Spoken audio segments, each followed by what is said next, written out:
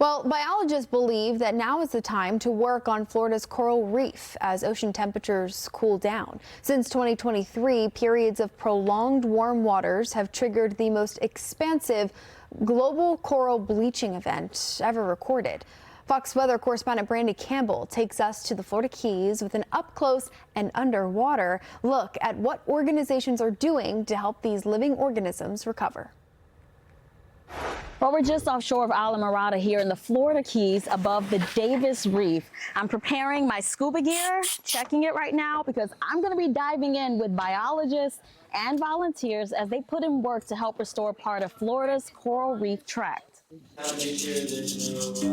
Away all of that algae on our reef. Before we hit the water, we got a lesson on how to outplant the corals. And our hope is that each coral that we outplant today is going to make an impact to the reef. Rachel Morgan is the coral propagation manager with the Florida Aquarium out of Tampa. Since 2023, they've donated nearly 2,400 corals to their restoration partner, iCare, here in the Keys. I was here with iCare back in the summer of 2023. It was the start of the globe's fourth and most widespread coral bleaching event. It continued into 2025. 2023 was easily the worst bleaching event in this part of the world. However, what we've seen since is, yes, coral loss, but what survived?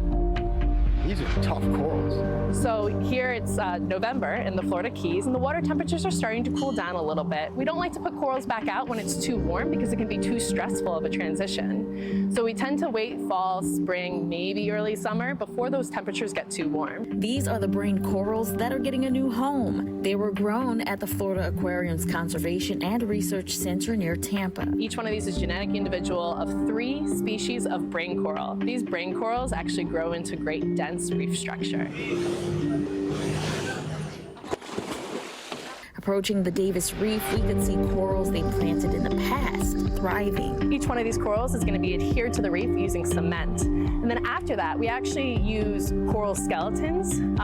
So this species of staghorn coral that we use to actually cage over the corals themselves. That temporary protection gives these new corals a fighting chance to grow strong. And if you're wondering, the reef structure creates a lot of biodiversity, and we see a lot of different species of fish and invertebrates on that reef structure. Coral reefs are also going to help mitigate wave action from storms, hurricanes that help protect our shorelines from erosion. Especially here in Florida, people enjoy the wildlife and the marine life that comes with a healthy reef system. Now 94 corals are in their new home. It was a meaningful day for volunteers like Barry Sims. I've been diving for 48 years.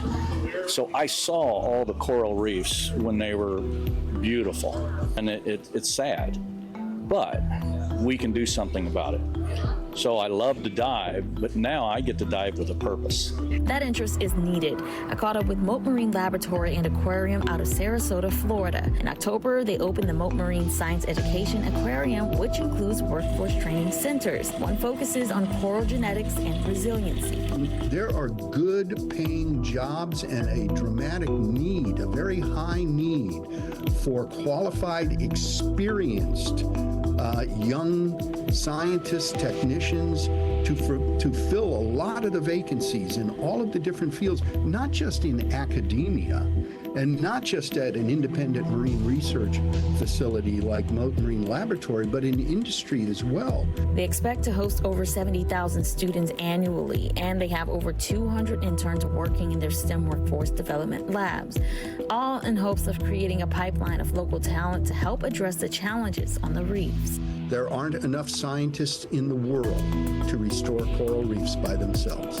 It's going to take us all working together, volunteer citizen scientists. On our dive, there were some future volunteers. Fiona Diskin and her dad came to get certified. That's the plan. Yeah, that was a big reason we picked Key Dives, is because of the restoration work they do. It's really inspiring. I feel like we hear a lot of doom and gloom about what's going on with our coral reef ecosystem, so it's really exciting to see something really hopeful. And Rachel with the Florida Aquarium told me their volunteers are invaluable, and the more minds that come together can help them create more solutions. For now, here in Islamorada in the Florida Keys, I am Brandy Campbell for Fox Weather.